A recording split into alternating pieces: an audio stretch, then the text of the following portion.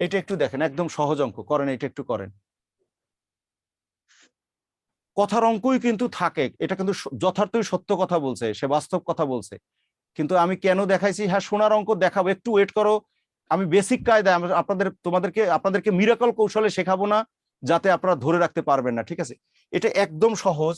ওই যে বলছিলাম যে দুইটা কথা একদম শুরুতে বলছিলাম যে আনুপাতিক সংখ্যাকে পূর্ণ সংখ্যায় নিয়ে আসার জন্য একটা এক্স দিয়ে গুণ করতে হয়, এটা প্রথম কথা।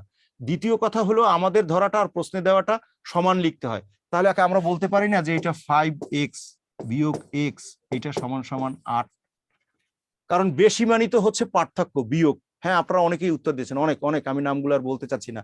তাহলে এটা 4x এটা সমান সমান 8, তাহলে x সমান সমান হবে 8 ভাগ 4, তার মানে x এর ফল হবে 2। হ্যাঁ 2 লিটার হবে, ঠিক আছে, ঠিক আছে বিষয়টা। জি এটা স্যার। একদম সহজ, একদম সহজ। ই করে দাও, মিউট করে দাও মাসুম।